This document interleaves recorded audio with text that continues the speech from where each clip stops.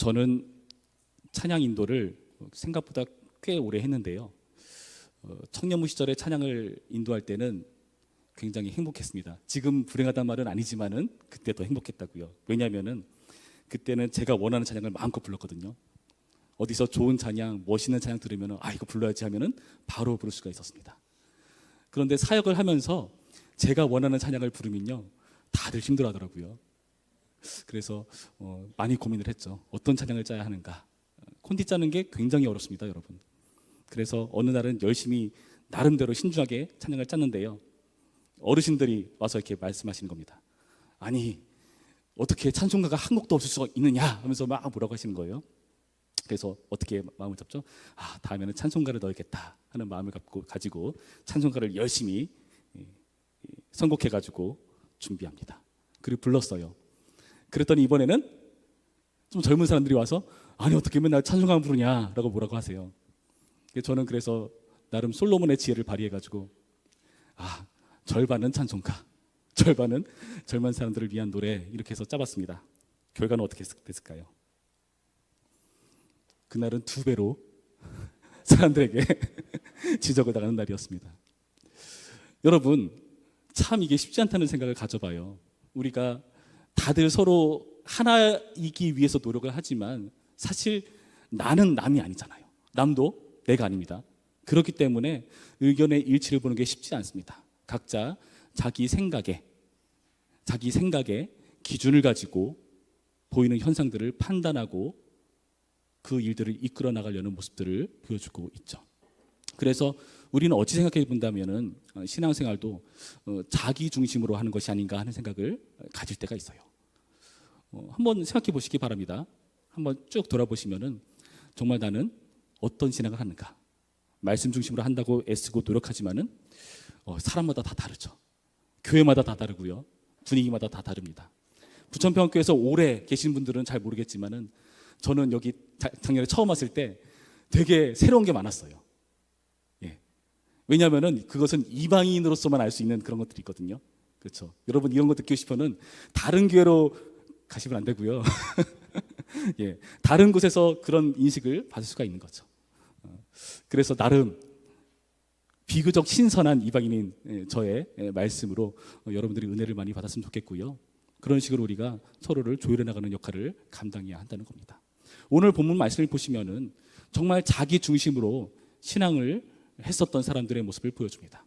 대표적으로 누가 있었죠? 유대인들이 있었습니다. 이스라엘들은 어떤 생각을 가졌는가?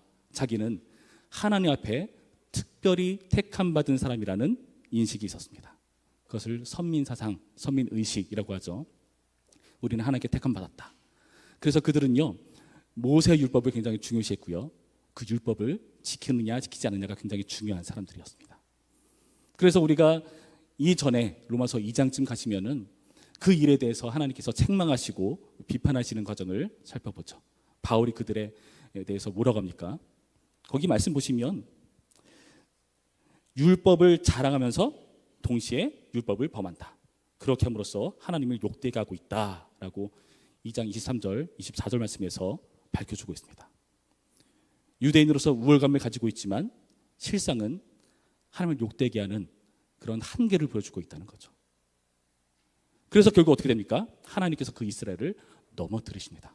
그것이 우리가 오늘 읽은 본문의 말씀인데요. 11절 말씀 보시면 어떻게 되어 있죠? 그러므로 내가 말하노니 그들이 넘어지기까지 실족하느냐? 그럴 수 없느니라.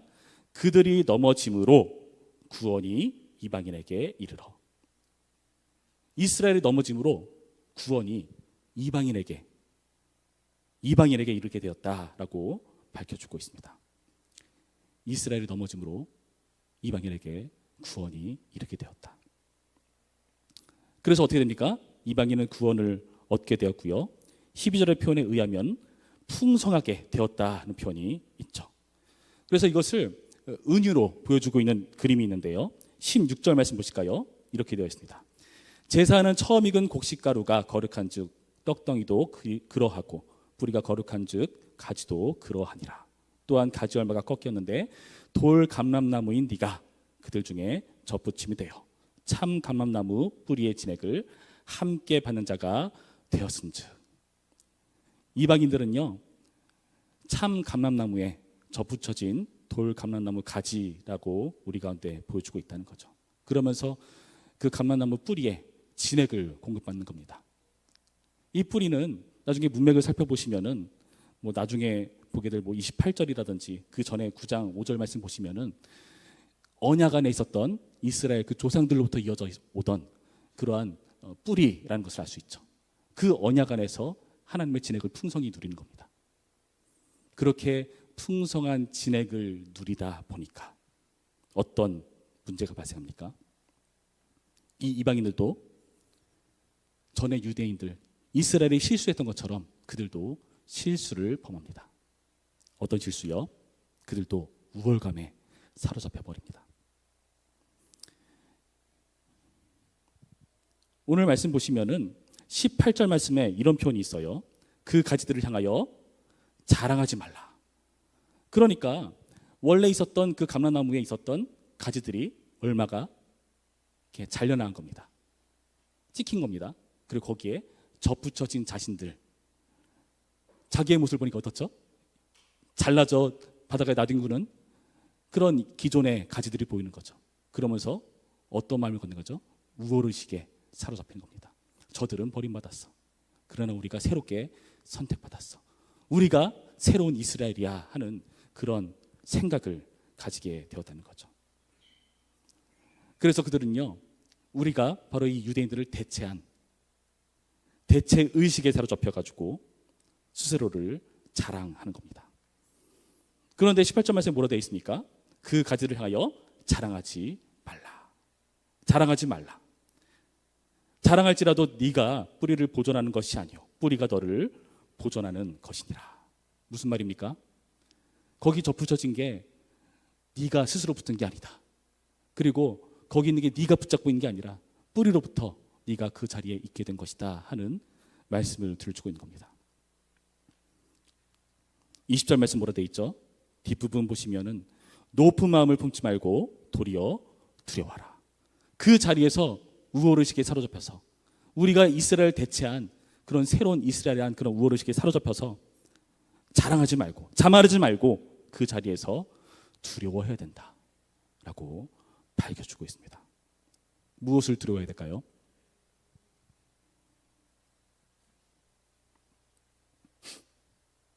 (21절) 말씀에 밝혀주고 계시죠. 하나님이 원 가지들도 아끼지 아니하셨은즉 너도 아끼지 아니하시리라. 지금 접붙임 받은 이방인들은 그 전에 유대인과 동일한 실수, 동일한 죄악을 범하고 있어요. 우월의식에 사로잡혀 있었고요. 그래서 거기 그 자리에 있는 게 자신의 뭔가 대단한 능력이 있는 양, 남들과 다른 특별한 존재인 양 여기는 그런 잘못을 범했다는 거죠. 그런데 그렇게 우월의식에 사로잡혀서 하나님을 제대로 보지 못한다면 그들은요 거기서 다시금 뜯겨질 수밖에 없는 것 아니겠습니까? 그 자리에서 이들은요 하나님을 두려워야 됩니다. 하나님은 어떤 분이십니까? 하나님은요 이러한 분이십니다.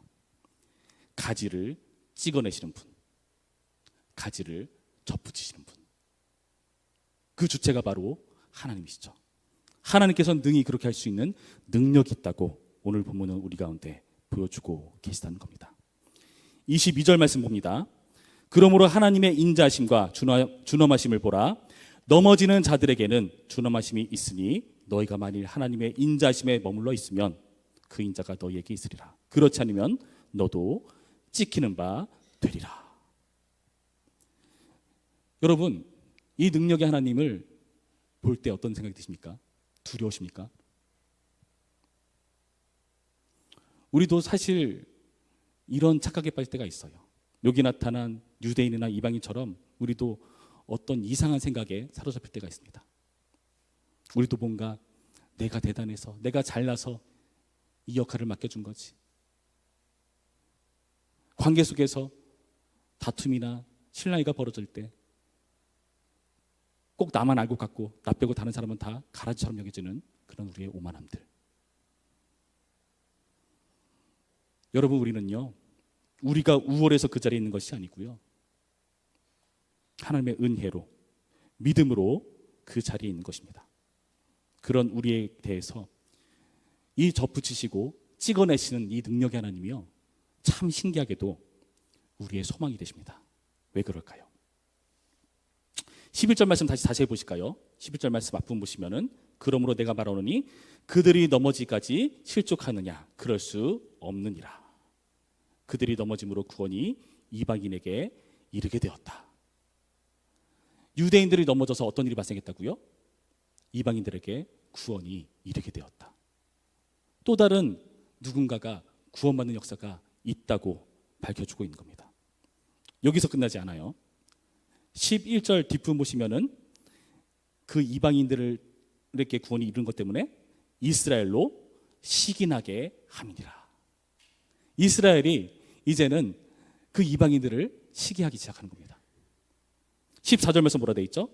이는 혹 내 골육을 아무쪼록 시기하게 하여 그들 중에서 얼마를 구하내려 함이라. 그 시기함을 통해서 어떤 일이 발생한다고요? 유대인들 가운데 구원이 있게 된다라고 밝혀주고 있는 겁니다. 이방인을 시기한 결과 이들은요, 구원에 이르게 되는 역사가 이루어질 것이다. 참 이상하죠? 그 과정이 사실 멋들어지지 않습니다.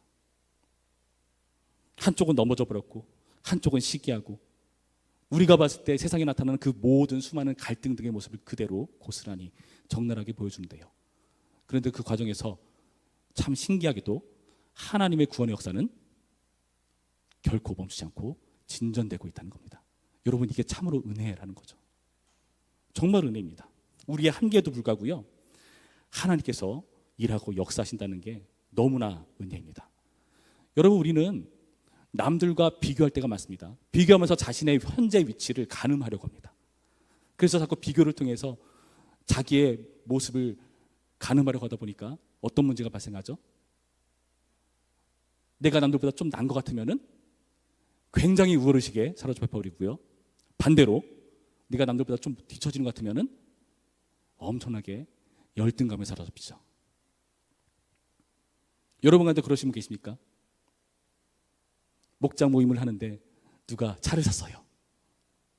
진심으로 축하해 주십니까? 아니면은 살짝 마음 가운데 불편한 마음이 있으십니까?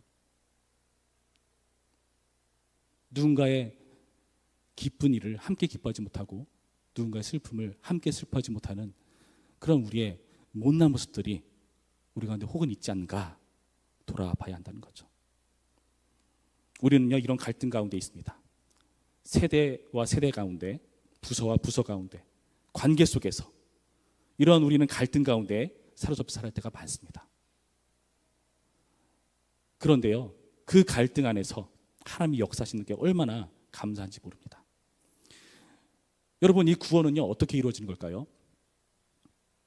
유대인처럼 선민이기 때문에 구원이 있는 겁니까? 이방인처럼 그들을 대체한 새로운 존재이기 때문에 구원이 있는 겁니까? 아니요, 그렇지 않습니다. 20절 말씀, 옳도다 그들은 믿지 아니함으로 꺾이고 너는 믿음으로 섰느니라. 믿음에 대해서 얘기를 하고 있어요. 23절 말씀, 그들도 믿지 않은데 머무르지 아니하면 접붙임을 받으리니 이는 그들을 접붙이실 능력이 하나님께 있습니다. 유대인들도 믿지 아니하는데 머무르지 아니하면, 다시금 믿음을 갖기 시작하면은 접붙임 받게 된다. 이들의 구원의 여부는 어디에 달렸죠? 모두 믿음에 달려있다는 거죠. 유대인도 아니고 이방인도 아니고 신앙인이어야 구원 얻을 수 있다는 것을 우리 가운데 밝혀주는 겁니다. 믿음으로 구원받는다는 것은 우리가 믿었으니까 구원받았다라는 인식을 할 수 있어요. 뭐 맞는 말이죠. 그러나 엄밀하게 따진다면은 그 믿었다는 우리의 어떤 행동, 우리의 자세가 중요한 게 아니라 믿음의 대상이 훨씬 중요합니다. 만약에 내가 믿었는데 예수님이 그냥 구원 안 해줘 하신다면 우리 구원 못 받는 거잖아요. 대상이 훨씬 중요합니다. 우리가 믿는 믿음의 대상이 훨씬 중요해요. 그분은 우리의 못남에도 불구하고 우리의 실수에도 불구하고 우리의 한계에도 불구하고 끝내 구원을 이뤄내고 마시는 하나님, 그분의 택한 약속 안에 있는 자녀들을 끝까지 책임지시는 하나님이시라는 겁니다. 여러분, 그 하나님 때문에 우리가 소망이 있는 겁니다. 그래서 우리는요, 그 믿음으로 큰 복을 누리게 된 거예요. 선민이 아니라 대체자가 아니라 우리는 믿음으로 아주 특별한 존재가 된 것입니다. 우리 갈라디아서 3장 말씀 보겠습니다. 갈라디아서 3장 7절에서 9절 말씀 봅니다. 갈라디아서 3장 7절에서 9절 말씀 교독합니다. 제가 7절 말씀 먼저 읽겠습니다. 그런즉 믿음으로 말미암은 자들은 아브라함의 자손인 줄 알지어다. 또 하나님이 이방을 믿음으로 말미암아 의로 정하실 것을 성경이 미리 알고 먼저 아브라함에게 복음을 전하되 모든 이방인이 너로 말미암아 복을 받으리라 하였느니라. 함께 했습니다. 그러므로 믿음으로 말미암은 자는 믿음이 있는 아브라함과 함께 복을 받느니라. 여러분, 우리가 믿음을 통해서 어떠한 놀라운 축복을 받습니까? 아브라함의 자손으로 여겨지고요. 그 아브라함의 풍성한 복을 우리가 누리는 겁니다. 그게 바로 뿌리의 진액을 고스란히 누리는 겁니다. 하나님과 언약을 맺은 그 조상들로부터 이어져 오던 언약의 축복을 아브라함과 이삭과 야곱, 이스라엘, 그리고 믿음으로 우리가 아브라함의 자손이 되어서 믿음으로 그 풍성한 하나님의 은혜를 누린 자로 우리는 나가는 겁니다. 그래서 에베소 2장 말씀에 의하면은 한 세 사람이라는 개념을 설명하는데요. 유대인이든 이방인이든 예수님 믿는 사람이라면은 그 안에서 한 세 사람이 되는 것이다. 막힌 담을 허시고 하나 되게 하신 그 하나님의 놀라운 능력을 그 말씀이 우리 가운데 보여주고 있다는 거죠. 여러분, 이러한 말씀을 들으면서 우리가 간과하지 말아야 하는 주목해야 될 사람이 있습니다. 바로 바울입니다. 이 과정 속에서 바울은 어떤 역할을 했습니까? 13절 말씀 볼까요? 내가 이방인인 너희에게 말하노라. 내가 이방인의 사도인 만큼 내 직분을 영광스럽게 여기노니 이는 혹 내 고륙을 아무쪼록 시기하게 하여 그들 중에서 얼마를 구원하려 함이라. 바울은 유대인이죠. 그런데요, 이방인의 사도로 일한다고 표현합니다. 그러니까 무슨 말이냐면요, 우리 가정에 아버지가 이번에 임직을 통해서 그 안수지사님이 되었어요. 그랬더니 더 많이 교회에서 사는 거예요. 집에 잘 안 들어와. 난감하죠. 그랬더니 집에서 불만도 쏟아지고 불평도 쏟아지고 하는 그런 일이 발생하는 겁니다. 바울이요, 유대인인데요, 이방인들하고 어울립니다. 이방인들에게 다가갑니다. 유대인들 입장에서는 그게 탐탁치가 않은 거예요. 그런데 그렇게 함으로써 어떤 일이 발생한다고요? 유대인의 시기를 조장하고 그렇게 함으로써 그 유대인의 구원을 이루는 목적을 이 이방인의 사도 역할로 감당한다는 것을 보여주고 있다는 거죠. 이상한 말씀 아닙니까? 유대인을 위해서 이런 것도 아닌데요. 이방인의 사도를 일한 건데요. 그런데 그게 결국에 유대인을 구원시키는 놀라운 역사를 이룬다는 그 원리를 바울은 알고 있는 겁니다. 여러분, 이 말씀 명심하시기 바랍니다. 우리가 어디에 소속이 되어서 뭔가를 할 때 우리는 갈등이 일어나게 돼 있습니다. 그러나 그 갈등 속에서 곰곰이 생각해 보시기 바랍니다. 그 갈등 속에서 우리는 뭘 고려해야 되는가? 단순히 내가 처해 있는 이 상황 속에서만 사로잡히는 게 아니라 시야를 더 넓게 가져야 됩니다. 하나님의 시야를 가져가지고 그 상황 속에서 주님이 진짜 원하시는 게 뭔가를 헤아려야 되죠. 동족의 반발의 부담이 없었을까요? 있었겠죠. 당연히 있었을 겁니다. 그러나 그 과정이 동족의 구원을 이루는 역사가 된다는 것을 확인하죠. 여러분, 어느 자리에 있든 간에 그 자리에서 내가 처해 있는 그 상황 속에서 나만 보지 마시고 내가 있는 그 부서만 보지 마시고요, 전체를 보시기 바랍니다. 우리가 부천평화교회잖아요. 우리 교회만 생각할 게 아니라 이 지역사회 전체를 바라봐야 되죠. 내가 처해 있는 그 부서 보는 것이 아니라 교회 전체가 돌아가는 시스템을 헤아려야 되죠. 하나님이 진짜 원하시는 게 무엇인가? 그럼 아마 오해하는 사람이 있을 겁니다. 아니, 저 사람은 맡겨진 역할을 생각 안 하고 정말 엉뚱한 생각을 하네. 그렇게 말하는 사람이 있을지 모르겠어요. 그러나 그게 하나님의 역사를 이루는 과정이라고 오늘의 바울의 말씀을 통해서 우리가 되새겨야 한다는 겁니다. 여러분, 이러한 감수가요, 사실 예수님께서 하신 감수입니다. 이 땅 가운데 오셔서 하나님이신 그분이 이 땅 가운데 오셔서 많은 오해를 받으시죠. 세리와 죄인의 친구라는 그런 말씀을 들으시고, 그리고 여기 나타난 이스라엘과 같이 실제로 넘어지는 과정을 겪으시죠. 십자가로 죽으시고 그 끝에 부활을 이루어내시는 하나님의 역사가 십자가를 통과해서 이루어진다는 사실을 오늘 여러분 마음에 새기시기 바랍니다. 여러분, 우리는요, 오늘의 말씀을 통해서요, 이 원리를 잘 기억하시기 바랍니다. 하나님은 우리의 한계에도 불구하고 하나님의 일을 하십니다. 그리고 그 하나님의 일을 하는 과정에 우리는 나 몰라라는 게 아니라, 우리만 생각하고 끝나는 것이 아니라 그 안에서 하나님의 눈을 가지고 하나님의 마음을 가지고 그 상황을 헤아리며 하나님을 돕는 자로 나아가야 합니다. 나 중심의 사고가 아니라요, 하나님 중심의 사고를 하는 우리가 되어야 됩니다. 갈등 중에 있으십니까? 고민하는 과정 중에 계십니까? 내가 있는 자리에서 갈피를 못 잡겠습니까? 교회를 생각하시고 하나님 나라를 생각하시고 예수님이 어떻게 하셨는가를 돌아보시면서 내가 있는 자리에서의 답을 구한다면 여러분 힌트가 되실 겁니다. 오늘의 말씀을 통해서 여러분 주님의 능력을 확인하는 우리가 되길 원합니다. 그 능력 가운데 우리가 사용되기를 원합니다. 정말 수많은 교회의 많은 어려움과 박해와 타락 속에서도, 그 모든 못난 과정 속에서도 참 신기하게도 그 모든 것들을 다 사용하셔서 하나님이 일하시고 이 자리까지 오셨습니다. 여러분, 나 몰라라 하지 마시고요, 그 안에서 나만이라도 하나님의 마음을 헤아리는 자로 내가 있는 자리에서 하나님의 역할들을 감당하는 일꾼이시기를 주님의 이름으로 축원합니다. 기도하시겠습니다. 참 좋으신 하나님, 은혜를 감사드립니다. 오늘의 말씀을 통해서 우리가 자기중심적인 사고가 아니라 하나님 중심의 사고로 해야 될 것을 도전받습니다. 주님, 우리는 어디에 있든지 늘 갈등을 일으키고 그 안에서 어떻게 하면 내가 조금 더 우월해질까를 고민합니다. 어떻게 하면 열등해지지 않을까를 헤아립니다. 그러나 주님, 오늘 말씀은 우리로 하여금 하나님 중심으로 사고하라고 가르치고 있고, 그 안에서 예수님이 가셨던, 예수님이 감당하셨던 그 길을 함께 쫓아가라고 도전하십니다. 주님, 우리가 하나님의 크신 구원의 계획을 헤아리는 자로서 살게 하시고, 내가 있는 자리에서 믿음을 발휘하여서 사람들을 구원에 이르게 하는 존재로 설 수 있도록 인도하여 주시옵소서. 하나님께서 역사하시는 것을 함께 기뻐하는 주님의 친구 되게 하시고 주님의 동역자 될 수 있도록 우리 가운데 역사하여 주시옵소서. 감사드리며 예수님의 이름으로 기도했습니다. 아멘.